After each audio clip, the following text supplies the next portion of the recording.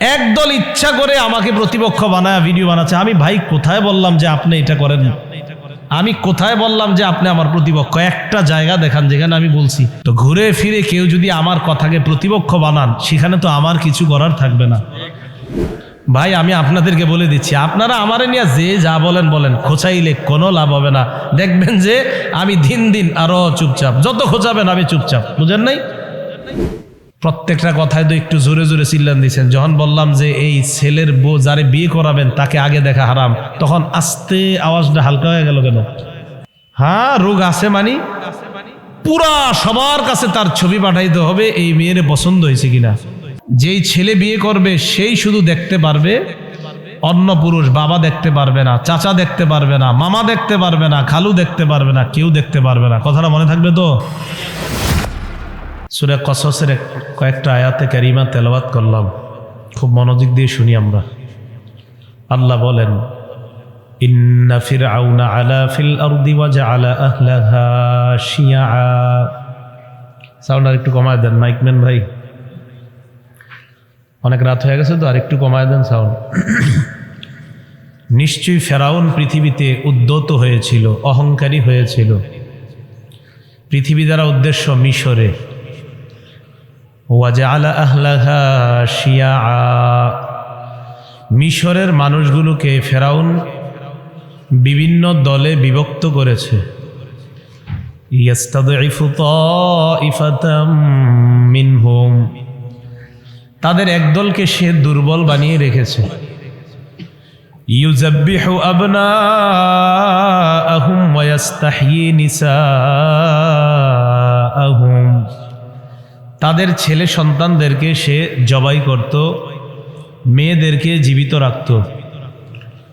তাফসীরের কিতাবে আসছে ফেরাউন একটা স্বপ্ন দেখল, বাইতুল মুকাদ্দাস থেকে একটা আগুন বের হয়েছে। এই আগুনটা ফেরাউনের সম্প্রদায়ের সমস্ত ঘরে প্রবেশ করে, বনী ইসরাইলের কোনো ঘরে প্রবেশ করে না।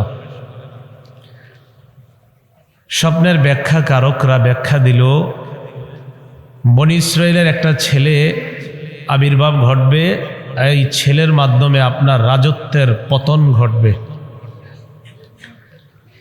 এই ভয়ে যত ছেলে জন্মগ্রহণ করত বনী ইসরাইলের, সবাইকে সে জবাই করে ফেলতো। বলেন নাউজুবিল্লাহ। ক্ষমতার নেশা ফেরাউনকে এতটা ভয়ঙ্কর পর্যায়ে নিয়ে গিয়েছে যে মানুষ হত্যার মতো অপরাধ নিজের কাছে এটা কোনো অপরাধ মনে হতো না। কথা বোঝার চেষ্টা করবেন। সহিহ বুখারীর 3335 নম্বর হাদিসের বর্ণনা। عن عبد الله بن مسعود رضي الله تعالى عنه قال قال رسول الله صلى الله عليه وسلم لا تقتل نفس ظلما إلا كان على ابن آدم الأول كفل من دمها। পৃথিবীতে যত মানুষকে অন্যায়ভাবে হত্যা করা হবে, এই প্রত্যেকটা হত্যাকাণ্ডের গুনাহের একটা অংশ আদম নবীর প্রথম সন্তান কাবিলের কবরে পৌঁছে যাবে। লিআন্নাহু আউয়ালু মান সান্নাল কতলা, কেননা কাবিল সর্বপ্রথম হত্যার প্রচলন দুনিয়াতে ঘটিয়েছে। এই হাদিস দ্বারা বোঝা যায় গুনাহ যদি নিজেদের হয়ে যায় আল্লাহর কাছে ক্ষমা চেয়ে নেবেন, কিন্তু গুনাহের দরজা খুলে দিয়েন না। আপনার বিবি বলল তাই আপনি একটা বিরাট বড় টেলিভিশন কিনে দেওয়া মানে গুনাহের দরজা খুলে দেওয়া। আল্লাহর হস্তে এই গুনাহের দরজা খুলে দিয়েন না। আল্লাহ আমাদেরকে হেফাজত করেন। তো মানুষ হত্যা করা এটা ভয়ঙ্কর অপরাধ, এই চিন্তা চেতনাও যেন আমাদের মাথায় কখনো না আসে। আল্লাহ আমাদের সকলকে জালেম হওয়া থেকে, জুলুম করা থেকে আল্লাহ হেফাজত করেন। সহিহ বুখারীর 6533 নম্বর হাদিসের বর্ণনা।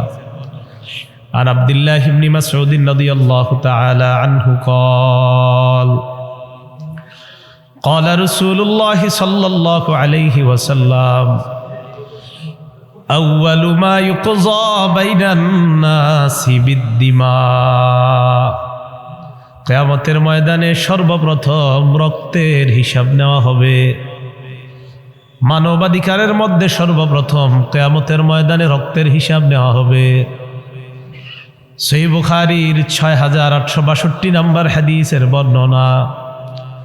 عن عبد الله بن عمر رضي الله تعالى عنهما قال قال رسول الله صلى الله عليه وسلم আব্দুল্লাহ ইবনে উমর রাদিয়াল্লাহু তাআলা আনহুমার বর্ণনা।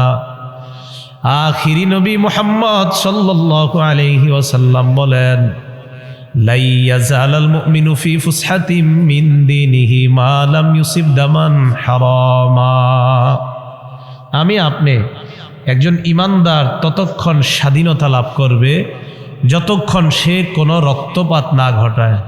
ভাই, রক্তপাত ঘটানো ভয়ঙ্কর অপরাধ।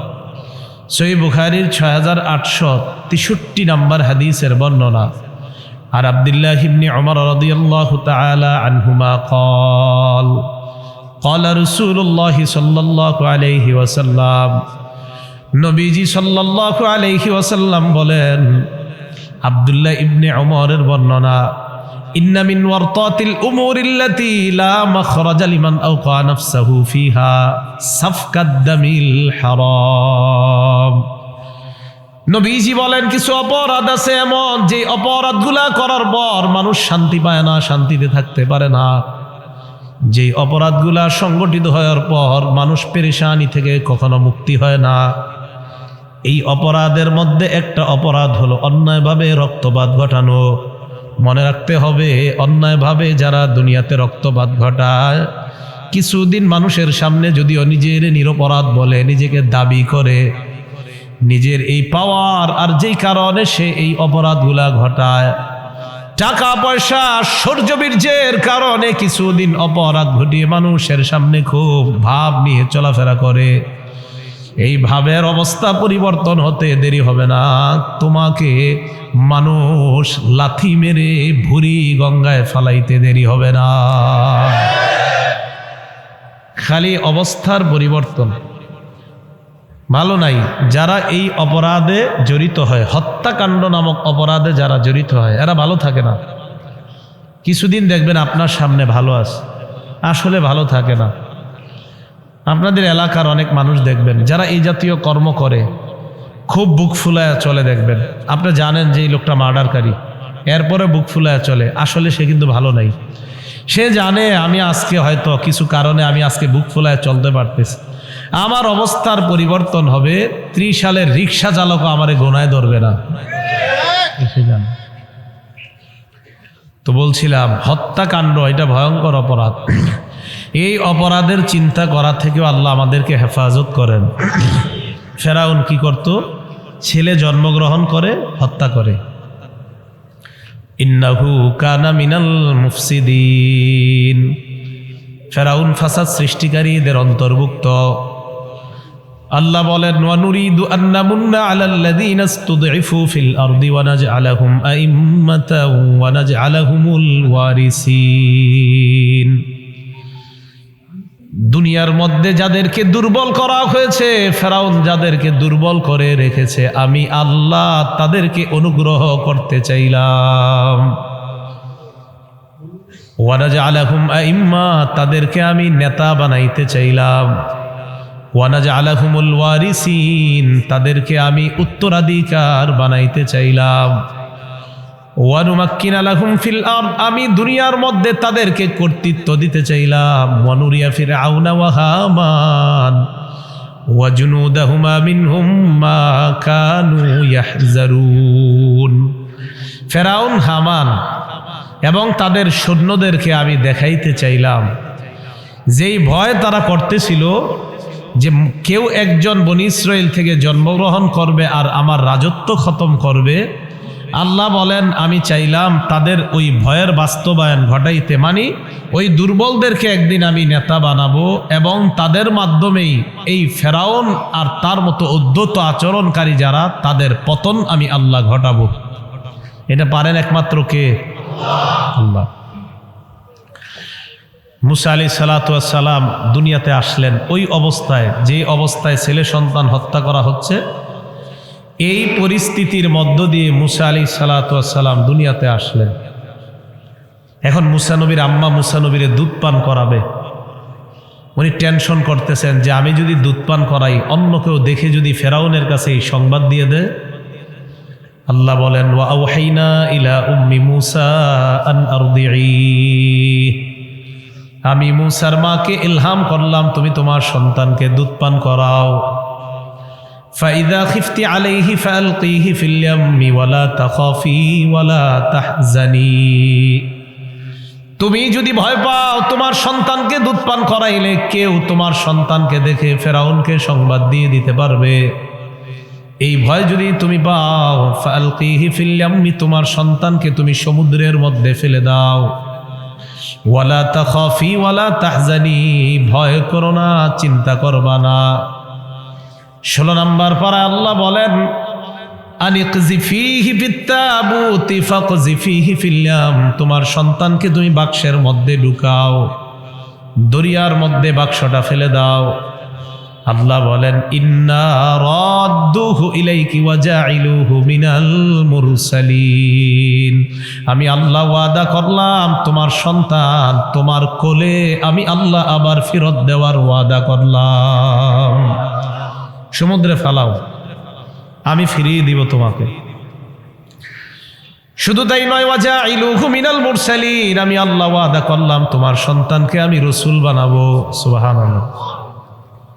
মুসা নবীর আম্মা মুসা নবীকে বাক্সের মধ্যে ঢুকায়, ঢুকানোর পর বাক্সটা নদীর মধ্যে ফেলে দেয়।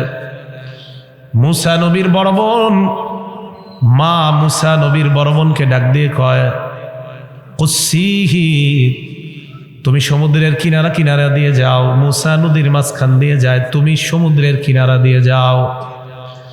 ভালো করে মনে রাখবেন, একদিক দিয়ে ভাই বাক্সের মধ্যে, সমুদ্রের মধ্যে ভাইয়ের বাক্স চলতেছে, নদীর কিনারা দিয়ে বোনের হাঁটাহাঁটি চলতেছে, ভাইয়ের বাক্স ঝুলতেছে চলতেছে। ওই দিক দিয়ে বোনও নদীর কিনারা দিয়ে হাঁটতেছে সমুদ্রের কিনারায়। আল্লাহ পাক রব্বুল আলামিন বলেন, ফাল্যুলকিহিল ইয়াম্মু বিস-সাহিল, চিন্তার কোনো কারণ নাই, এই সমুদ্রের ঢেউ ধাক্কাইতে ধাক্কাইতে মুসার বাক্স তীরের মধ্যে পৌঁছায়া দিবে। এখন বাক্স সমুদ্রের মধ্যে ফালানোর পর একদিক দিয়ে বাক্স চলে, আরেক দিক দিয়ে মুসা আলাইহিস সালাতু ওয়াস সালামের বোন সমুদ্রের কিনারা দিয়ে চলতেছে। চলতে চলতে এই বাক্স গিয়ে থামছে আপনার ফেরাউনের বাড়ির আঙ্গিনায়। আসিয়া আর ফেরাউন সেখানে বসা। ফেরাউনের দাস দাসী যারা বাক্সটা উঠাইছে, উঠানোর পর ফেরাউন আর আসিয়ার সামনে আইনা বাক্স খুলছে।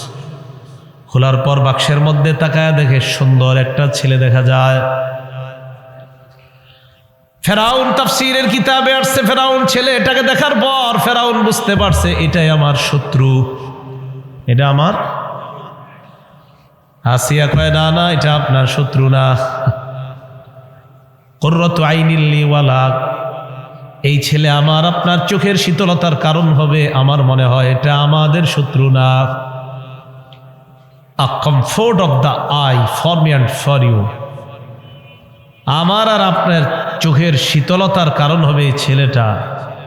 আসিয়া বলে, লা তাকতুলুহু আসা আইয়ানফাআনা আও নাত্তাখিযাহু ওয়ালাদা, এই ছেলেটাকে হত্যা করবেন না, আশা করা যায় আমাদের কাজে আসবে, অথবা আমরা তাকে ছেলে হিসাবে গ্রহণ করব। ফেরাউন মুসাকে ছেলে হিসাবে গ্রহণ করে নেয়। গ্রহণ করার পর মুসা নবীকে যখন ফেরাউনের বাসভবনে নিয়ে যায়, এলাকার মধ্যে সংবাদ ছড়ায় যায় ফেরাউনের সন্তানকে কে দুধ পান করাবে। হাজার হাজার মাইল দূরের মধ্য থেকেও কত মানুষের সন্তান হত্যা করা হয়।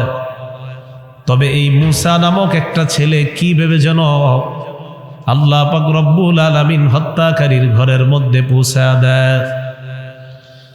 মুসা নবীকে দুধ পান করানোর জন্য ফেরাউনের বাড়িতে দুগ্ধদানকারিনী নারী যারা, তারা একের পর এক উপস্থিত হয়ে যায়।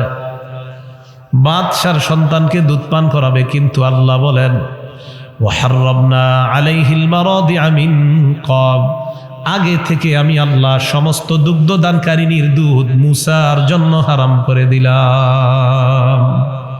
কারো দুধ পান করে না।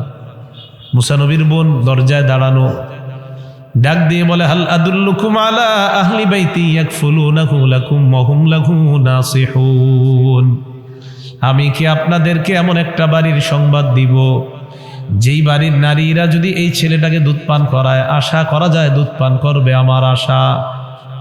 তাই নাকি? কয় হ্যাঁ। কয় কে? নিয়ে আসো। দৌড়ায় বাড়িতে গেছে। আম্মা চলেন। কয় কোথায়? কয় ফেরাউনের বাড়িতে। আরে এর ভয় না ছেলেরে নদীতে ফালাইলাম। কয় জি, হের বাড়িতে আপনার ছেলে মুসা আছে, চলেন। মা আসছে। আসার পর মুসা আলাইহিস সালাতু ওয়াস সালামকে যখন এই নারীর কোলে দেওয়া হয়, মানে ওনার মায়ের কোলে দেওয়া হয়, তো সন্তান মায়ের কোলে যাওয়ার পর তো দুধ পান করবে। সন্তান মুসা আলাইহিস সালাতু ওয়াস সালামের মায়ের কোলে যখন গেছে, দুধ পান করা শুরু করে দিচ্ছে। ফেরাউন বলল, তুমি এক কাজ করো, তোমার বাড়িতে এই ছেলেটারে লালন পালন করবা, তোমার ভরণ পোষণ যা লাগে আমি ব্যবস্থা করব, চিন্তা নাই, তুমি ছেলেটাকে তোমার বাড়িতে নিয়ে লালন পালন করো। আল্লাহ বলেন, ফারাদাদনাহু ইলা উম্মিহি কাই তাকাররা আইনুহা, আগে আল্লাহ বললেন আমি তোমার সন্তান তোমার কোলে ফিরিয়ে দিব। এবার আল্লাহ বলেন ফারাদাদনা, মুসা নবীর মাকে বললেন অলরেডি আমি তোমার সন্তান তোমার কোলে ফিরিয়ে দিলাম। ছেলের বাড়িতে নিয়ে যায়। ফালাম্মা বালাগা আশুদ্দাহু ওয়াস্তাওয়া আতাইনাহু হুকমান ওয়া ইলমা, মুসা নবী বালেগ হয়ে যায়, পরিণত বয়সে যখন উপনীত হয়, আল্লাহ বলেন আমি তাকে প্রজ্ঞা দান করলাম, জ্ঞান দান করলাম। একদিন দুপুরবেলা মানুষ যখন অলস সময় কাটায়, যেই মুহূর্তে মানুষগুলা দুপুরের টাইমে দেখবেন শরীরটা নড়ে চড়ে না, রিক্সা চালক রিক্সা নিয়ে বের হয় না, মানুষ খাবারের পর শরীরটা ছেড়ে দেয়, অলস ভাব এসে যায়। মুসা নবী ওই মুহূর্তে দুপুরবেলা বের হয়। আল্লাহ বলেন ওয়াদাখালাল মাদিনাতা আলা হিনি গফলাতিম মিন আহলিহা, দুপুর টাইমে মুসা আলাইহিস সালাতু ওয়াস সালাম রাস্তায় বের হয়েছে। বের হওয়ার পর দেখে ফাওয়াজাদা ফিহা রাজুলাইনি ইয়াকতাতিলান, দুই ব্যক্তি লড়াই করতেছে একজন আরেকজনের সাথে। হাযা মিন শিআতিহি ওয়া হাযা মিন আদুবি, একজন মুসা নবীর গোত্রের আরেকজন ফেরাউনের গোত্রের। ফাস্তাগাসাহুল্লাযী মিন শিআতিহি আলাল্লাযী মিন আদুবি, মুসা নবীর বংশের লোকটা মুসা নবীর কাছে সাহায্য চায় আর বলে মুসা আমাকে তুমি সাহায্য করো, শত্রুর বিরুদ্ধে আমি তোমার কাছে সাহায্য চাই। ফাওয়াকাযাহু মুসা ফাকাদা আলাইহি, মুসা নবী একটা ঘুষি মারছে, সাথে সাথে মারা গেছে। কি হয়েছে? মারা গেছে। মুসা নবী বললেন হাদা মিন আমালিশ শাইতান, এটা শয়তানের কাজ। কার কাজ? এরপর বললেন রব্বি ইন্নী যালামতু নাফসি ফাগফিরলি ফাগফারা লাহ, মাবুদ আমি নিজের উপর জুলুম করলাম, তুমি আমাকে মাফ করে দাও। আল্লাহ বলেন ফাগফারা লাহ, আল্লাহ পাক মুসা নবীকে ক্ষমা করে দেয়। ঘটনা কি হয়েছে দেখেন। মুসা নবী খুব চিন্তিত অবস্থায় রাতের বেলা কাটাইতেছে, কি হয় না হয়। ফাসবাহা ফিল মাদিনাতি খাইফান ইয়াতারাক্কাব, চিন্তিত অবস্থায় রাত কাটায়। পরের দিন মুসা নবী আবার যখন রাস্তা দিয়ে বের হয়, গতকাল যেই লোকটা মুসা নবীর কাছে সাহায্য চেয়েছে ওই লোকটা আবার আজকে মুসা নবীরে ডাক দেয়। ডাক দেওয়ার পর কয় মুসা আজকে আবার আমাকে সাহায্য করো এই ব্যক্তির বিরুদ্ধে, মানে আজকেও গতকালকের লোকটা আরেকজনের সাথে ঝগড়া করতেছে। তো মুসা আলাইহিস সালাতু ওয়াস সালাম বলতেছে ইন্নাকা লা গাবিয়্যুম মুবিন, তুমি প্রকাশ্য পথভ্রষ্ট, স্পষ্ট একজন পথভ্রষ্ট।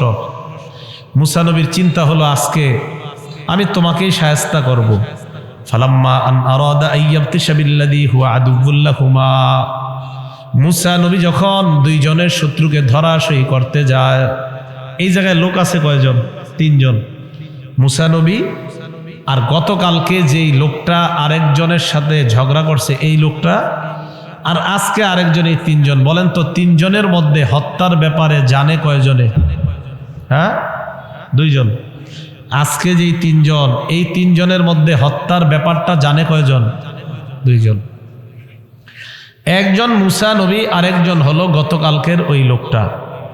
তো মুসা আলাইহিস সালাতু ওয়াস সালাম আজকে তাকেই প্রহার করার জন্য, আঘাত করার জন্য যখন সামনে গেল, ওই লোকটা বলল, আতুরিদু আন তাকতুলানি কামা কাতালতা নাফসাম বিল আমস। গতকালকে তুমি যেইভাবে আমাকে হত্যা, গতকালকে যেইভাবে একজন ব্যক্তিকে তুমি হত্যা করেছো, আজকেও কি আমাকে ওইভাবে হত্যা করতে চাও? ইন তুরিদু ইল্লা আন তাকুনা জাব্বারান ফিল আরদ। তুমি তো দুনিয়ার মধ্যে প্রতিপত্তি প্রভাব বিস্তার করতে চাও। ওয়ামা তুরিদু আন তাকুনা মিনাল মুসলিহিন। তুমি দুনিয়ার মধ্যে সংশোধনকারী হতে চাও না। মুসা নবী যখন এই কথা শুনছে, ওই ব্যক্তি যখন বলল, তুমি কি আমাকে হত্যা করতে চাও যেইভাবে গতকাল এক ব্যক্তিকে হত্যা করলা? বলেন এই যে কথাটা বলছে, এই কথাটা কে শুনে ফেলছে? ওই যে আরেকজন। ওই ব্যক্তি বুঝতে পারলো গতকালকার মার্ডারকারী অন্য কেউ নয়, মুসা। দৌড়ায় ফেরাউনের কাছে গিয়ে বলে, ফেরাউন, গতকালকে যে হত্যা করছে অন্য কেউ নয়, আপনার সন্তান মুসা গতকালকের হত্যাকারী। পরামর্শ চলতেছে কি করা যায়। পরামর্শ হয়ে যায় মুসাকে হত্যা করা হবে। ওয়াজা রাজুলুম মিন আকসাল মাদিনাতি ইয়াসআ। শহরের এক প্রান্ত থেকে এক ব্যক্তি দৌড়ে আসার পর বললেন, ক্বালা ইয়া মুসা ইন্নাল মালাআ ইয়াতামিরুনা বিকা। মুসা নবীকে বললেন, মুসা, মন্ত্রী পরিষদ বর্গ তোমাকে হত্যা করতে চায়। ফখরুজ ইন্নী লাকা মিনান নাসিহিন। তুমি তাড়াতাড়ি শহর থেকে বের হয়ে যাও, মিশর ছেড়ে তুমি অন্য কোথাও চলে যাও। আমি তোমার হিতাকাঙ্ক্ষী হিসাবে কথাগুলা তোমাকে বললাম। ফাখরাজা মিনহা খাইফান ইয়াতারাক্কাব। রাতের বেলা মুসা নবী বের হয়ে যায়।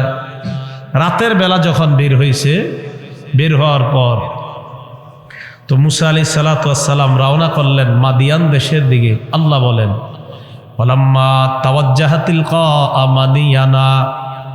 মুসা নবী মাদিয়ান দেশের দিকে যখন রওনা করলেন, এই মাদিয়ান যে ওই দিকে এটা মুসা নবী জানে না।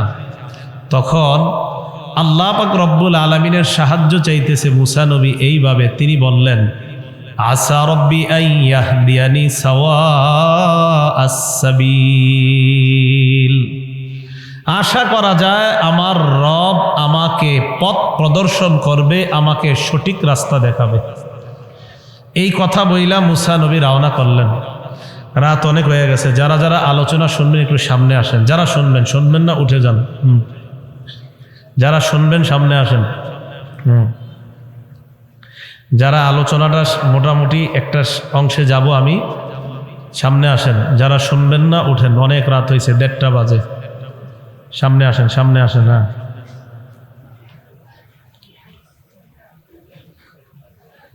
লা ইলাহা ইল্লাল্লাহ, লা ইলাহা ইল্লাল্লাহ, লা ইলাহা ইল্লাল্লাহ, লা ইলাহা ইল্লাল্লাহ, লা ইলাহা ইল্লাল্লাহ, লা ইলাহা ইল্লাল্লাহ, লা ইলাহা ইল্লাল্লাহ, লা ইলাহা ইল্লাল্লাহু মুহাম্মাদুর রাসূলুল্লাহ সাল্লাল্লাহু আলাইহি ওয়াসাল্লাম।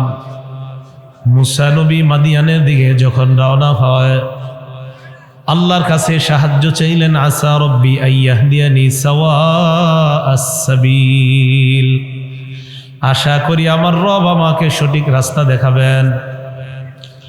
ওয়ালাম্মা ওয়ারাদা মাআ মাদিয়ানা ওয়াজাদা আলাইহি উম্মাতাম মিনান নাসি ইয়াসকুন। মুসা নবী চলতে চলতে মাদিয়ানে পৌঁছে গেলেন। মাদিয়ানের একটা কূপের কাছে গেলেন। কূপের কাছে যাওয়ার পর দেখে একদল মানুষ তাদের পশুকে পানি পান করায়। ওয়াওয়াজাদা মিন দুনিহিম ইমরাতাইনি তাজুদান, তাদের পিছনে দুইজন নারীকে দেখতে পেলেন, যে দুইজন মেয়ে তাদের পশুগুলা সামলায়। মুসা নবী তাদের কাছে যায়, যাওয়ার পর বলে ক্বালা মা খাতবুকুমা, কি ব্যাপার তোমরা এখানে কেন? তারা দুইজন জবাব দেয় ক্বালাতা লা নাসকি হাত্তা ইউসদিরার রিআ। মেয়ে দুইটা বলে আমরা আমাদের পশুগুলাকে ততক্ষণ পানি পান করাইতে পারি না যতক্ষণ পর্যন্ত রাখালরা এখান থেকে দূরে সরে না যায়। রাখালরা আগে তাদের পশুগুলাকে পানি পান করাবে, এরপর আমরা আমাদের পশুগুলাকে পানি পান করাই।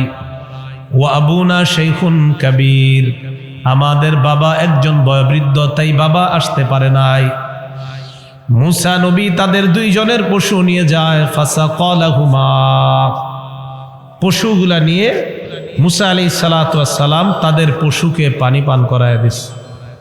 পানি পান করায় দেওয়ার পর এই দুইজন বাড়িতে চলে গেছে। শুআয়ব আলাইহিস সালাতু ওয়াস সালাম তার দুই মেয়েকে যখন দেখলেন তাড়াতাড়ি বাড়িতে গেলেন। শুআয়ব নবী বললেন, আজকে এত তাড়াতাড়ি তোমরা আসলা, তোমরা কিভাবে আজকে এত তাড়াতাড়ি পানি পান করাইলা? মেয়ে দুইটা জবাব দিলেন, আব্বা একজন যুবক আমাদের হয়ে পানি পান করাইয়া দিস। শুআয়ব আলাইহিস সালাতু ওয়াস সালাম বললেন, দুই মেয়ের এক মেয়েকে বললেন, যাও ওই ছেলেকে আমার বাড়িতে নিয়ে আসো, তাকে পারিশ্রমিক দিতে হবে। মুসা আলাইহিস সালাতু ওয়াস সালাম পানি পান করানোর পর কোরআনে আল্লাহ বলেন, সুম্মা তাওয়াল্লা ইলা জিল্লি, গাছের ছায়ায় বসার পর আল্লাহর কাছে দোয়া করলেন, রব্বি ইন্নী লিমা আনজালতা ইলাইয়া মিন খাইরিন ফাকির। আল্লাহ আপনি আমাকে যা দিবেন আমি তার মুখাপেক্ষী, আপনি আমাকে যা দিবেন আমি তার মুখাপেক্ষী। ফাজাআতহু ইহদাহুমা তামশি আলা ইস্তিহইয়া, দুই মেয়ের এক মেয়ে মুসা নবীর কাছে আসলেন। আওয়াজ কমান, আওয়াজ কমান, এত আওয়াজে মানুষ বুঝে না তো। দুই মেয়ের এক মেয়ে মুসা নবীর কাছে আসলেন। আসার পর মুসা নবীকে বললেন, ইন্না আবি ইয়াদউকা লিয়াজজিয়াকা আজরা মা সাকাইতা লানা, আমার আব্বা আপনাকে বাসায় ডাকছে, আপনি যে পানি পান করাইছেন এটার পারিশ্রমিক দিবে। ফালাম্মা জাআহু ওয়া কাসসা আলাইহিল কসস, এখানে বুঝার বিষয়, মুসা নবীর কাছে যে মহিলাটা আসছে, মেয়েটা আসছে, লজ্জাবনত অবস্থায় আসছে। বলেন কিভাবে আসছে? লজ্জাবনত অবস্থায়, লজ্জাশীল হয়ে আসছে। 1000 বছর আগে নারীদের মধ্যে লজ্জাশীলতা ছিল, আয়াত দ্বারা বোঝা যায়। 1000 বছর পরেও লজ্জাশীলতার অভাব আমাদের মধ্যে আছে। একটা হাদিস মনে রাখবেন, আবু দাউদ শরীফের 4015 নাম্বার হাদিস। ক্বালা রাসূলুল্লাহ সাল্লাল্লাহু আলাইহি ওয়াসাল্লাম, নবীজি বলেন, ইয়া আলী লা তাকশিফ ফাখিজাক, আলী তুমি তোমার রান উন্মুক্ত করবা না। মাইকম্যানরা কি কমায় না? বলার পরেও কমায় না, এরা কই? মাইকম্যান কই? এনে দেখা যায় না, এরা কই? হ্যাঁ, এদেরকে কই আওয়াজ কমাইতে। আওয়াজ কমান, মাইকের আওয়াজ কমান। আওয়াজ কমাইছেন? রাসূলুল্লাহ সাল্লাল্লাহু আলাইহি সাল্লাম আওয়াজ কমান, আরো কমান। আলী রাদিয়াল্লাহু তাআলা আনহুকে বললেন, ইয়া আলী লা তাকশিফ ফাখিজাকা, আলী তুমি তোমার রান খুলবা না। ওয়ালা তানজুর ইলা ফাখিজি হাইয়িন ওয়ালা ফাখিজি মাইয়িত, আলী তুমি জীবিত ব্যক্তির রানের দিকে দেখবা না, মরা ব্যক্তির রানের দিকেও দেখবা না।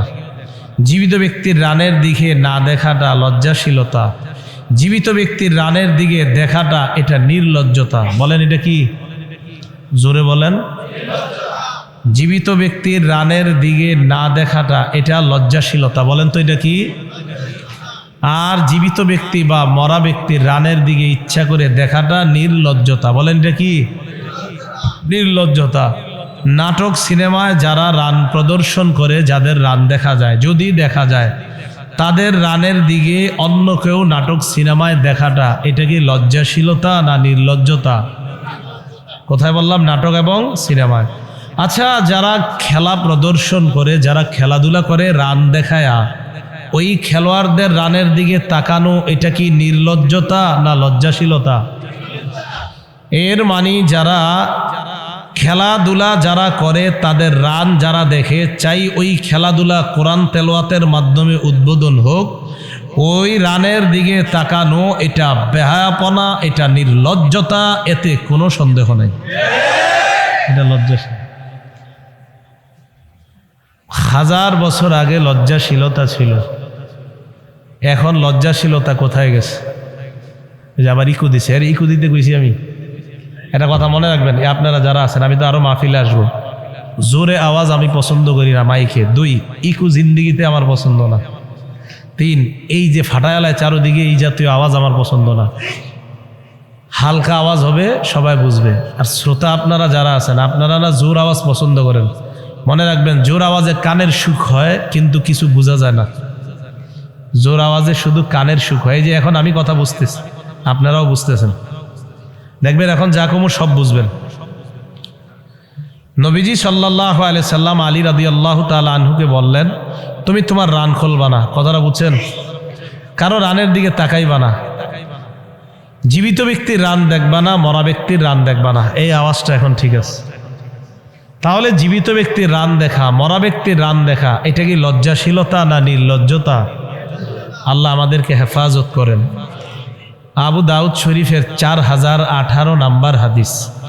ক্বালা রাসূলুল্লাহ সাল্লাল্লাহু আলাইহি ওয়াসাল্লাম, নবীজি সাল্লাল্লাহু আলাইহি ওয়াসাল্লাম বলেন, লা ইয়ানজুরুর রাজুলু ইলা উরিয়াতির রাজুল ওয়ালা তানজুরুল মারআতু ইলা উরিয়াতিল মারআ বা ইলা আওরাতিল মারআ।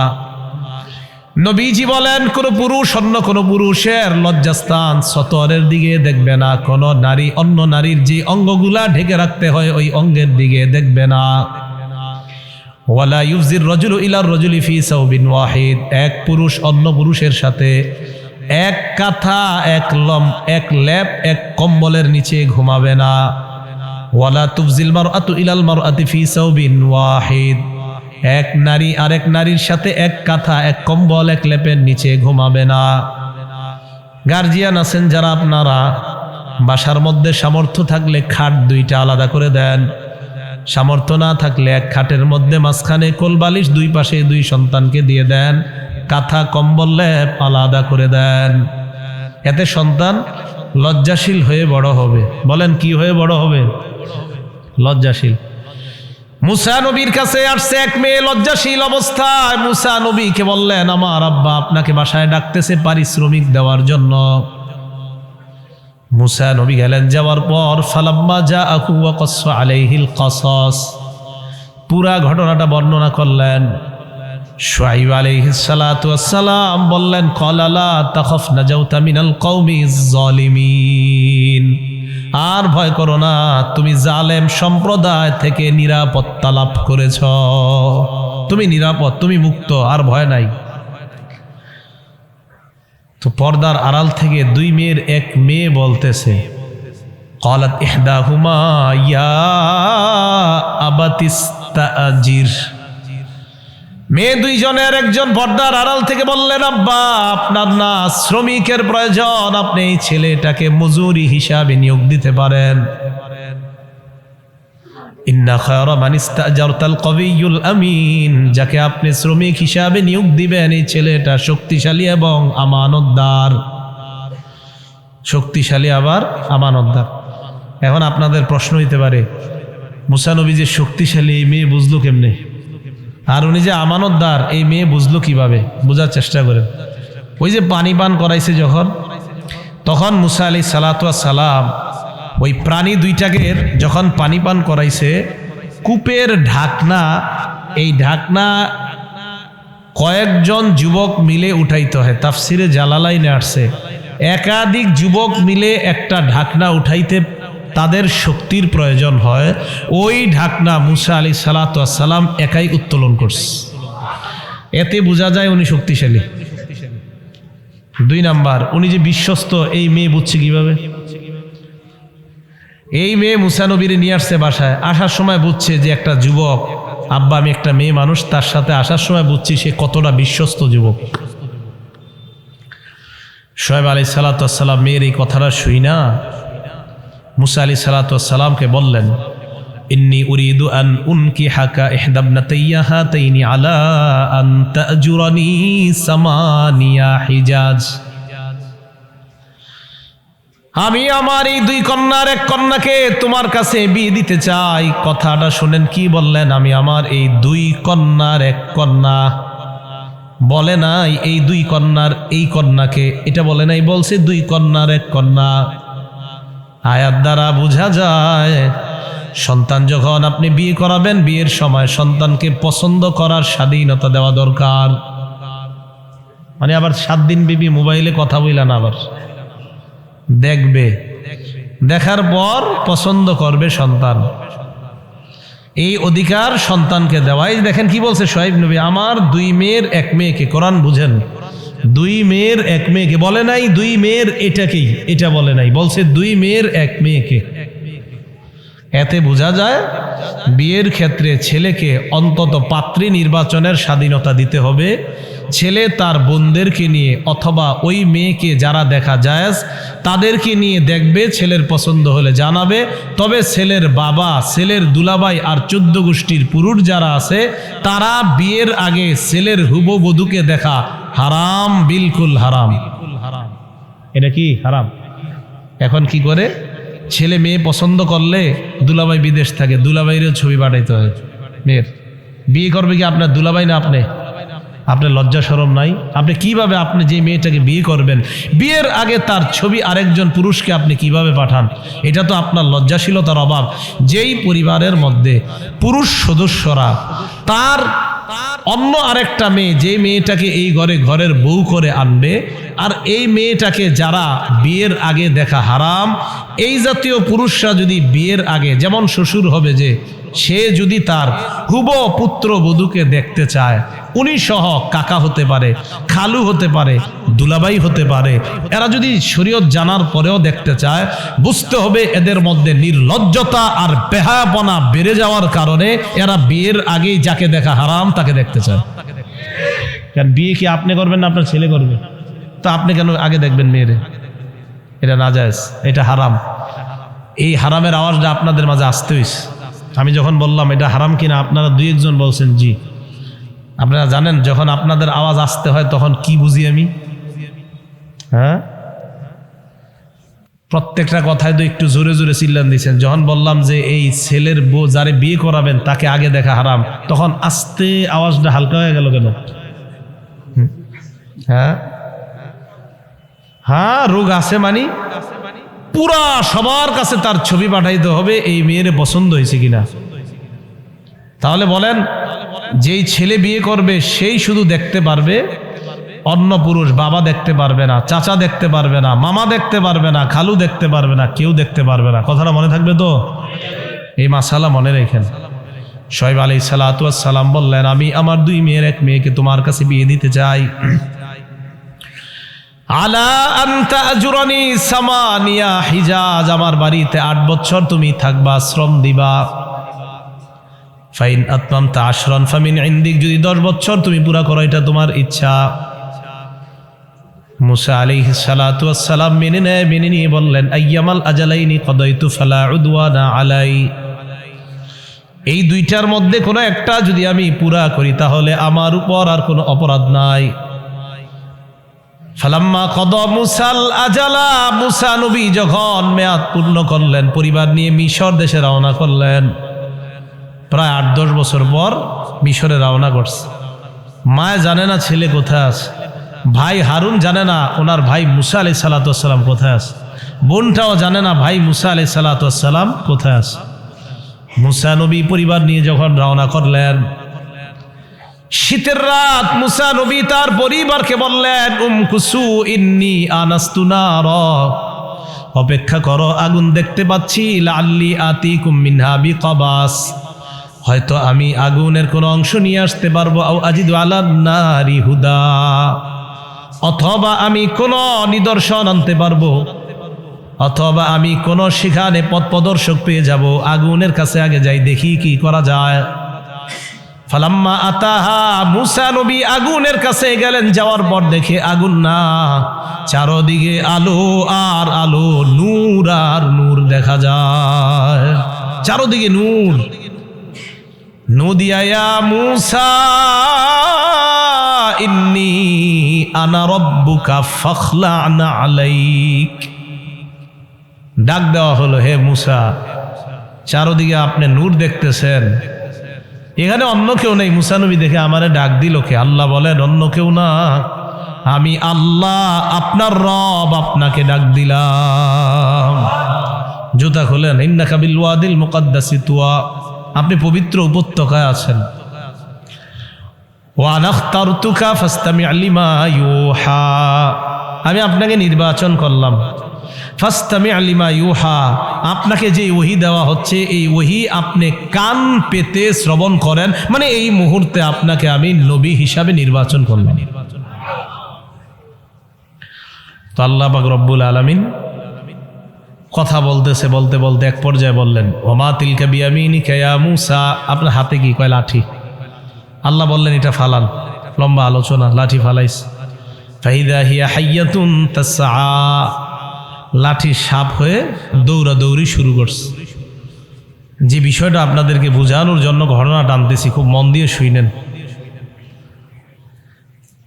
লাঠি ছোট্ট একটা সাপ হয়ে যখন দৌড়াইতেছে, মুসা আলাইহিস সালাতু ওয়াস সালাম সাপ দেখার পর আল্লাহ পাক রব্বুল আলামিন বললেন, লা তাখাফ, খুযহা, আপনি ধরেন, ওয়ালা তাখাফ, ভয় পাবেন না। সানুঈদুহা সিরাতাহাল উলা, এই সাপে হাত রাখলে আমি আল্লাহ আবার লাঠি বানায়া দিব। সাপ ছোট হইছে না বড়? ছোট। বলেন ছোট। কি সাপ হইছে? ছোট সাপ। পরে আবার হবে বড় সাপ। প্রথমে ছোট সাপ কেন হইছে?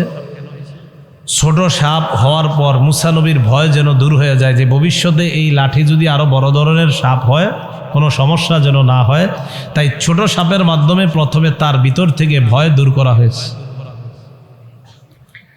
আল্লাহ পাক রব্বুল আলামিন মুসা আলাইহিস সালাতু ওয়াস সালামকে বললেন, ইযহাব ইলা ফিরআউনা ইন্নাহু তাগা, প্রথমে বলে ফেরাউনের কাছে যান, দাওয়াত দেন। মুসা নবী আল্লাহকে বললেন, আল্লাহ, আমার ভাই হারুন হুয়া আফসাহু মিন্নি লিসানা, ভাইয়ের জবানটা বড় চমৎকার, জিহ্বা বড় চমৎকার, কথা বলতে পারে বড় চমৎকার। ফারসিলহু মা'ইয়া রিদ আই ইউসাদ্দিকুনি, আমার ভাইকে আমার সাথে আপনি সাহায্যকারী হিসাবে পাঠায়া দেন, সে আমাকে সত্যায়ন করবে। তো মুসা আলাইহিস সালাতু ওয়াস সালামকে আল্লাহ বললেন, সানাশুদ্দু আদুদাকা বিআখিকা, আমি আপনার বাহু আপনার ভাইয়ের মাধ্যমে শক্তিশালী করব, মজবুত করব। দুই ভাই এবার, একজন মুসা আর একজন হারুন। আল্লাহ পাক হারুন নবী, ওনাকেও আল্লাহ নবুয়ত দান করে। এবার দুই নবীকে আল্লাহ বললেন, ইযহাব আনতা ওয়া আখুকা বিআয়াতিনা, আপনি আর আপনার ভাই হারুন দুজন আমার নিদর্শন নিয়ে যান। ইযহাবা ইলা ফিরাউন, দুজন ফেরাউনের কাছে যান।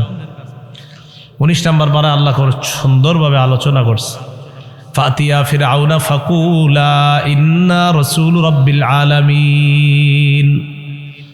দুইজন ফেরাউনের কাছে যান, যাওয়ার পর বলবেন, আমরা বিশ্ব জগতের রবের পক্ষ থেকে প্রেরিত পয়গম্বর। তো গেছে মুসা আলাইহিস সালাতু ওয়াস সালাম এবং হারুন ফেরাউনের কাছে যখন গেছে, যাওয়ার পর ফেরাউন মুসা নবীরে দেখা কয়, তুমি কি মুসা না?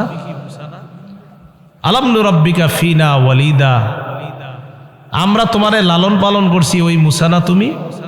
ওয়ালা বিস্তা ফিনা মিন উমরিকা সিনিন, আমাদের মাঝে তুমি একটা সময় কাটিয়েছো, ওই মুসা না? মুসা আলাইহিস সালাম বললেন, হ্যাঁ।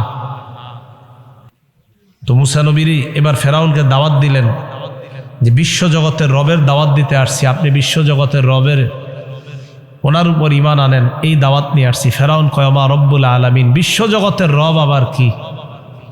মুসা নবী জবাব দিলেন, ক্বালা রব্বুস সামাওয়াতি ওয়াল আরদি ওয়া মা বাইনাহুমা ইন কুনতুম মুকিনিন, বিশ্ব জগতের রব হলেন আসমান জমিনের রব, যিনি বিশ্ব জগতের রব তিনি। ফেরাউন আশেপাশে যারা আছে তাদেরকে বলে, ক্বালা লিমান হাওলাহু আলা তাসতামিউন, এই তোমরা কি শুনতে পাচ্ছ না সে কি কয়? মুসা নবী বললেন ক্বালা রব্বুকুম ওয়া রব্বু আবাইকুমুল আউয়ালিন, তিনি শুধু বিশ্বজগতের রব না, তোমার রব, তোমাদের বাপ দাদা সবার রব আল্লাহ, তোমাদের রব, বাপ দাদার রব। ফেরাউন এবার আশেপাশের যারা তাদেরকে বলে ইন্না রাসূলাকুমুল্লাযী উরসিলা ইলাইকুম লামাজনুন, তোমাদের কাছে যে রাসূল পাঠানো হয়েছে সে একজন পাগল। বলেন নাউজুবিল্লাহ। এই কথা বলার পর মুসা আলাইহিস সালাতু ওয়াস সালাম বললেন ক্বালা রব্বুল মাশরিকি ওয়াল মাগরিবি ওয়া মা বাইনাহুমা, তিনি পূর্ব পশ্চিম দক্ষিণ উত্তর সমস্ত দিক দিগন্তের রব হলেন আল্লাহ। দিক দিগন্তের রব কে? আল্লাহ। এই কথা বলার পর ফেরাউন এবার মুসা আলাইহিস সালাতু ওয়াস সালামকে বলে লাইন ইত্তাখাযতা ইলাহান গায়রি লাআজআলান্নাকা মিনাল মাসজুনিন, তুমি যদি আমাকে ছাড়া অন্য কাউকে ইলাহ মানো আমি তোমাকে জেলখানায় ঢুকাবো। কোথায়? হ্যাঁ, জেলখানায়। জেলখানায় যারা আছে তাদের অন্তর্ভুক্ত করব। তো মুসা নবী বললেন আওলাউ জিতুকা বিশাইইম মুবিন, আমি যদি কোনো প্রমাণ পেশ করি তাও? ফেরাউন কয় কি প্রমাণ পেশ করো? মুসা নবী লাঠিটা জমিনের মধ্যে ফালায়, ফাইদা হিয়া সুবানুম মুবিন, বিশাল বড় একটা সাপ হয়। আগে কি হয়েছে? এবার যাতে ভয় না পায়। ফেরাউন কয় এটা এত বড় সাপ, এটা আগে থামাও। মুসা আলাইহিস সালাতু ওয়াস সালাম এই বড় সাপের উপর হাত দিছে, আবার লাঠি হয়ে গেছে। মুসা আলাইহিস সালাতু ওয়াস সালাম বললেন আরেকটা আছে, দেখামু? কয় কি? ওয়ানাযা ইয়াদাহু ফাইদা হিয়া বাইদাউ লিন-নাযিরিন, বগল থেকে হাত বের করছে। হাতের কালার মাটির কালার, হাত এটা শুভ্র সুন্দর হয়ে গেছে, কালার উজ্জ্বল হয়ে গেছে। দর্শকরা তাকায় তাকায় দেখতেছে। ফেরাউন চিন্তায় পড়ে গেছে যে না জানি মুসারে আবার এরা মাইনা নেই কিনা আশেপাশে যারা আছে। এই জন্য ফেরাউন একটা টেকনিক অবলম্বন করলো। কি দেখেন কি কয়? ফেরাউন বলল ইন্না হাদা লাসাহিরুন আলিম, সে একজন অভিজ্ঞ জাদুঘর। বলেন নাউজুবিল্লাহ। এই জায়গার শিক্ষার আছে অনেক কিছু। দেখবেন টক শোতে ওলামায়ে কেরামের সাথে যখন অন্য কেউ বসে, তো এরা তো দলিলেও পারে না, প্রমাণেও পারে না। যখন না পারে হুদাই ঘুরে ফিরে একটা কথা বলে ফেলে, একদম আন্দাজি। মনে করেন কথা চলতেছে মাইক নিয়ে, তো সে বলে নদী। কি বলে? মানে সে ঘুরে ফিরে খালি নদী বলে, আসলে কথা চলতেছে একটা বিষয় নিয়ে, খালি কয় নদী। আমি অনেকগুলা টকশো দেখছি, আবার অনেকগুলা বহস দেখছি, যে বহসগুলাতে আমাদের আহলে হক উলামায়ে কেরাম আহলে বাতিলদের সাথে যখন বহস করে, তো আমি দেখছি, আমি বলবো না কোন বিষয়ে বহস, এটা বলবো না, কারণ বিষয় বললে আপনারা আবার লোক খুঁজা বের করে ফেলবেন এরা কারা। তো যে কোনো বিষয়ে একটা বহস হইতেছে, তো আমি দেখলাম আমাদের পক্ষ থেকে যেই ভাই বহসে যায় বা যারা যায়, ওনারা দলিল পেশ করতেছে একের পরে এক দলিল। তো বিপরীত দিকে যিনি আছে উনি নিয়ত করে আসছে আপনি যা বলবেন আমি ঘুরে ফিরে এটাই বলবো। এই এক মুশকিল। মানে আপনার একটা বিষয় চলতেছে, উনি ঘুরে ফিরে একটাই বলবে, বাস একটা পাইছে যে আমি এই একটা জিনিস পাইলাম। অথচ বিপরীত দিকে যিনি আছে দেখা যাচ্ছে ওনার পিছনে বিশাল বড় লাইব্রেরিও দেখা যাইতেছে, কে উনি আর একটা কিছু আনতে পারে না ওখান থেকে, খালি ঘুরে ফিরে একটা কি জানি আনছে পাইছে। আরে ভাই এটা কি? এখন আমার এই কথাকে যদি কেউ প্রতিপক্ষ বানায় ইউটিউবে দেয়, তো বুঝবেন আমার এই কথার প্রতিপক্ষ যারা হবে তার মানে এরা নিজেদেরকে বাতিল মনে করে। আমি কি বলছি কে বাতিল? আরে বলেন বলছি? দেখ আমি কোনো বয়ানে এই পর্যন্ত দেখবেন বলি নাই, কোনো বয়ানে বলি নাই যে অমুকে বাতিল অমুক দল বা। ইচ্ছা করে কিছু দল ওনারা নিজের উপরে লাগায় নেয় যে হুজুর আপনি যেটা বলছেন এটা তো আমরা। আরে ভাই আমি আপনার কখন বললাম? আমার কোনো বয়ানে পাবেন না যে আমি বলছি অমুকে এটা তমুকে এটা, বলি নেই। এমনকি আমি দেখবেন আমরা হানাফি ফিকহ অনুযায়ী যেভাবে সালাত আদায় করি, আমি শুধু বলছি আমি এইভাবে সালাত আদায় করি কেন, আমি কেন এখানে হাত তুলি, আমি কেন আমি নাচতে বলি, আমি কেন এইভাবে, আমি বলছি যে আমি ফিকহে হানাফি অনুযায়ী যে সুন্নাহ পালন করি এটার দলিল দিচ্ছি। একদল ইচ্ছা করে আমাকে প্রতিপক্ষ বানায় ভিডিও বানাচ্ছে। আমি ভাই কোথায় বললাম যে আপনি এটা করেন? আমি কোথায় বললাম যে আপনি আমার প্রতিপক্ষ? একটা জায়গা দেখান যেখানে আমি বলছি। তো ঘুরে ফিরে কেউ যদি আমার কথাকে প্রতিপক্ষ বানান, সেখানে তো আমার কিছু করার থাকবে না। কিন্তু আমি যে আমল করি সে আমলের দলিল তো আমাকে দিতে হবে, না হয় আমি দলিল ছাড়া আমি দলিল ছাড়া কেন আমল করব বলেন? আমি দলিল সহিত আমল করব। তো আমার বক্তব্য আপনারা জানেন, আমার বক্তব্য দেখছেন যে সালাতের ব্যাপারে একের পর এক দলিল দিয়ে আমি বুঝাইতে চাইলাম, যেই সুন্নাহ আমি পালন করতেছি আমারে নতুন করে এসে কেউ দাওয়াত দিয়েন না ভাই। আপনি আপনার এই সুন্নত বাদ দিয়া আরেকটা পালন করেন, এটা বললেন না। আমি যেটা পালন করতেছি এটা যদি কোরআন সুন্নাহ মোতাবেক হয় তো সেখানে আপনি নতুন করে আমল শেখানোর অধিকার আপনার নাই। আর যদি আমারটা কোরআন সুন্নাহ মোতাবেক না হয় সেক্ষেত্রে আপনি বলবেন এই আমলটা আপনার কোরআন সুন্নাহ মোতাবেক না। কি কথা বুঝে আসছে? তো আমি আমার এক বক্তব্যে আমি বলছি আমার কোন আমল কোরআন সুন্নাহর বাহিরে আছে এটা দেখান। তো পাশাপাশি আমি এটা বলছিলাম যে কোনো উলামায়ে কেরাম এই মন্তব্য করতে হবে, উলামা ছাড়া অন্য কেউ যদি মন্তব্য করে সেটা গ্রহণযোগ্য হবে না। কি কথা বুঝে আসছে? কোনো আলেম মন্তব্য করতে হবে, আলেম ছাড়া অন্য কেউ করলে এটা গ্রহণযোগ্য হবে না।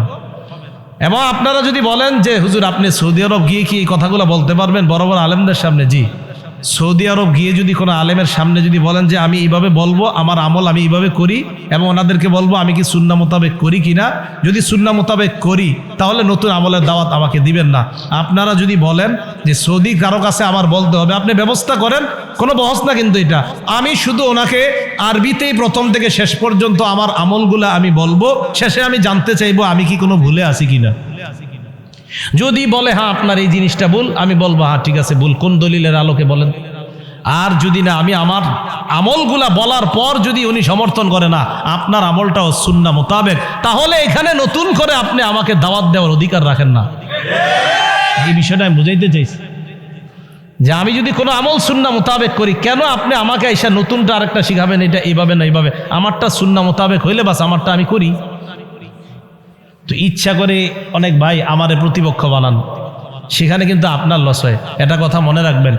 আপনারা আমারে নিয়ে যে যত কিছুই বলেন, আমার মরণ পর্যন্ত যদি বলতে থাকেন, আমি কিন্তু জীবনে টু শব্দ পর্যন্ত করব না। অনেকে এই কারণে মেজাজ খারাপ এখন অনেকের, যে আমি কিছু বলি না কেন। অনেকে মানে মেজাজ খারাপ করতেছে যে এত কিছু কইতেছে, এটা কি আর কি গায়ে লাগে না? এরকম যেমন যে আপনি কিশোরগঞ্জের ঘটনার পর টানা প্রায় 10 দিনের মতো, আর বেশি হবে মনে হয়, যে মোবাইল ইউটিউবে কি হয়, ফেসবুকে কি হয় ওইটা আমি আর দেখি না। তা আমার অনেকে জিজ্ঞাসা করে দেখেন না কেন? তাই বলে আমি তো জানি কিছু একটা ঘটতেছে, ঘটতে থাক। তো যখন দেখছে আমি ভিডিও করি না, আর ভিডিও বন্ধ, আজকেও বন্ধ করে দিতাম। আইসা দিয়ে যে অনেক রাত অনেক হয়ে গেছে এই জন্য খোলাই নেই, না খোলাই দিতাম। এর মানে আজকে যে আপনারা করতেছেন মানে অন্য ভিডিও করতে পারবেন না, কিন্তু আরেকদিন যান না। আজকে রাত অনেক হয়েছে দিকে খোলাই নেই, কোনো ভিডিও করবেন না। হ্যাঁ, মাথায় রেখেন এটা, সমস্যা নেই। আমার এইগুলো ভিডিও দিয়ে দেন আপনি, এই যে আপনি করে নিষেধ করছি ভিডিও করেন না, দিয়ে দেন, যা মন চায় করেন, কিন্তু এটা মাথায় রেখেন আমার যে যত কিছু করবো আমি কিন্তু কিছু কমু না, কইতে থাক। তো যে বিষয়টা বললাম, আমি জানি যে কিছু হইতেছে, তা আমারে খালি কয় এই মেয়ে আপনারা এটা করতেছে, জবাব চাই। ওই হোয়াটসঅ্যাপে মেসেজ দেয় অনেক ছাত্র এসে দেখা, হুজুর জবাব চায়। আমি কই কিসের জবাব, কোন জায়গার জবাব? আপনি কি করছেন? আমি কই আমি ওই জায়গায় বলছি রাসূল সাল্লাল্লাহু আলাইহি সাল্লামের কোরআন এবং সুন্নাহ থেকে আলোচনা করছি, আমি কোরআন সুন্নাহ থেকে আমি ওই জায়গায় আলোচনা করছি, আমার একটা কথাও কোরআন সুন্নাহর বাইরে ছিল না। তো এইখানে আমার জবাব কি? এইটা গেল একটা। এরপরে আপনার কোনো একটা বিষয় নিয়ে আমি বলছি, বলার পর আপনারে এরকম বলতেছে, আপনি জানেন? আমি কই না, আমারে কেন বলবে? আমি তো এরকম কিছু বলি নাই, আমারে বলবে কেন? এটা অন্য কাউরে বলছে, আমারে বলে নাই। আমারে মানে খোঁচায় আমি কিছু বলি। ভাই আমি আপনাদেরকে বলে দিচ্ছি, আপনারা আমারে নিয়ে যে যা বলেন বলেন, খোঁচাইলে কোনো লাভ হবে না। দেখবেন যে আমি দিন দিন আরো চুপচাপ, যত খোঁচাবেন আমি চুপচাপ, বুঝেন নাই? আমারে যত কিছু খোঁচাবেন আমি চুপচাপ। হ্যাঁ, আমাদের দেশের বড় বড় আলেমরা যদি আমার থেকে কোনো জবাব চায় যে তুমি ওই জায়গাটা বলছো, লিখিত বক্তব্য আমাদের কাছে পেশ করো, আমি তাদের কাছে পেশ করবো, কোনো সমস্যা নেই। কিন্তু আপনি আমারে খোঁচাইবেন, হুজুর ভিডিওতে কিছু বলেন না, আমাকে একটু কামাই হোক, এইটা না। আপনারা যদি আমারে বলতে বলতে বলতে বলতে গর্তেও ঢুকাইয়া দেন, ওই আমি গর্তে পড়ে থাকবো। কিন্তু এইটা মনে রাখবেন, আমি আপনাদের কারো নাম নিয়ে আগে কিছু বলি নাই, এখনো বলছি না, ভবিষ্যতে বলার 0% সম্ভাবনাও নাই। কি পারছেন? 0%। হ্যাঁ, 0% সম্ভাবনাও নাই। বাকি যতদিন মাইকের সামনে বসবো কোরআন বলবো, সুন্নাহ বলবো, মন চাইলে শুনবেন, না মন চাইলে শুনেন না, কোনো সমস্যা নেই। কিন্তু কোরআন হলো নূর, সুন্নাহ হলো নূর। কোরআনই আলো, সুন্নাহ আলো। কোরআন আর সুন্নাহর বিপরীতে মিথ্যা হলো অন্ধকার। এই অন্ধকার যত বাড়বে দেখতে মনে হবে এটার অনেক উজ্জ্বলতা। আল্লাহর কসম, উজ্জ্বলতা না, অন্ধকার। এটা অন্ধকার হিসাবেই কিয়ামতের ময়দানে দাঁড়াবে, এটা মাথায় রাখবেন। আমি ওই কিছু বয়ানে বলছি এই বিষয়গুলো সঠিক না, এগুলা ইসলামের সাথে সাংঘর্ষিক। ওই যে কিশোরগঞ্জে যে বয়ানে, ওখানে বলছি যে আমি এটা কোরআন সুন্নাহ নাই, সালামে 90 নাকি, এটা সুন্নাহের কোথাও নাই। সেখানে আমি আরো বলেছিলাম যে রাসূল সাল্লাল্লাহু আলাইহি ওয়াসাল্লাম, আচ্ছা যাক, এটা আর বলি না, আবার বললে আবার নতুন করে শুরু হবে, কি দরকার আছে এগুলা। বাকি এটা শুধু যে সালামে 90 নাকি, যে এটা আমি বলছি এটা নাই। আরো অনেকগুলো বিষয় বলছি, আমি বলছি নাই। আমাদের দেশের হক্কানি আলেমদের কাছে আপনারা জিজ্ঞাসা করেন, আমি যেগুলো বলছি। আমাদের দেশের বড় আপনারা আল্লামা আব্দুল মালেক সাহেব, মুহাদ্দিসুল আসর, বর্তমান জামানার এশিয়া মহাদেশের শ্রেষ্ঠ মুহাদ্দিস হিসাবে যাকে গণ্য করা হয়, আমার পুরা বক্তব্যটা হুজুরের সামনে আপনারা রাখেন যে আমি কোন কথাটা এখানে ভুল করছি।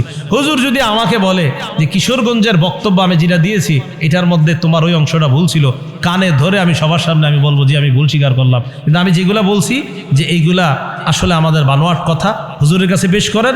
আমি ইনশাল্লাহ আশাবাদী হুজুর আমার সাথে সমর্থন করবে। পেশ করেন, আমি আশাবাদী। তো কেন আশাবাদী জানেন? কারণ আমি যেগুলা বলি এইগুলা হুজুরের লিখিত কিতাবের মধ্যে আমি পেয়েছি।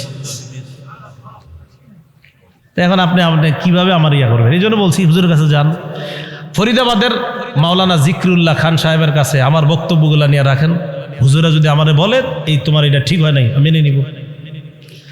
আরো আমাদের ঢাকা শহরের বড় বড় মুহাদ্দিস সাহেব যারা আছে তাদের কাছে বললেন, ওনারা যদি বলে তোমার এগুলা ভুল, আমি মেনে নিব ইনশাল্লাহ। আমি আশাবাদী ওনারা আমার কোনো বিষয়গুলোকে ভুল বলবে না। হয়তো এতটুকু বলবে তোমার এইভাবে ওই শব্দ চয়ন ঠিক হয় নাই, এটা বলতে পারে। কিন্তু আমি যেগুলো বলছি ইনশাল্লাহ আমি আশাবাদী আমাদের দেশের মুহাক্কিক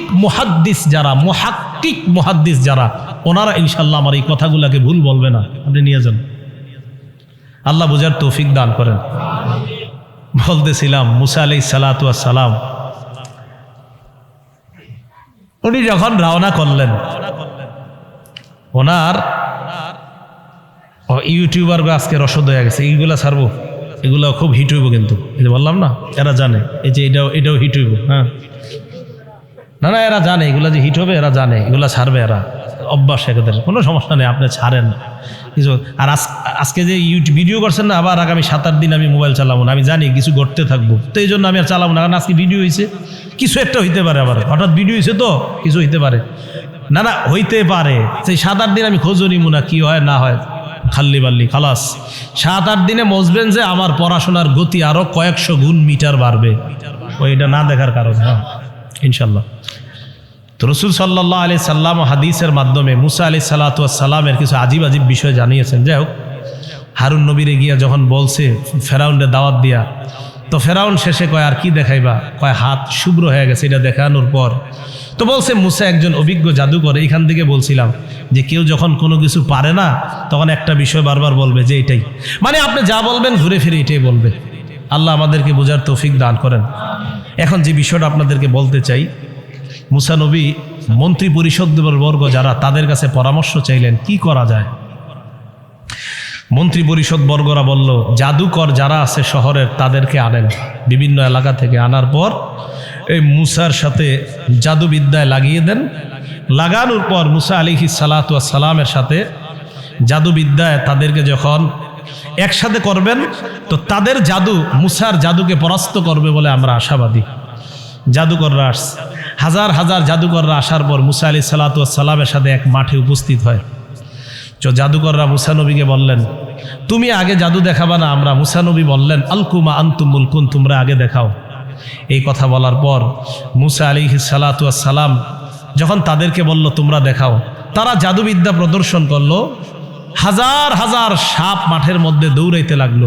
ফাউজাসা ফি নাফসিহি খিফাতাম মুসা, মুসা নবী ভিতরে ভিতরে একটু ভয় পেয়েছে। আল্লাহ বললেন লা তাখাফ ইন্নাকা আনতাল আলা, ভয় পাবেন না, আপনিই বিজয়ী হবেন। মুসা নবীরে বললেন আল কিমা ফি ইয়ামিনিকা তালকাফ মা সানাউ, আপনার ডান হাতের মধ্যে যা আছে লাঠিটা নিক্ষেপ করেন।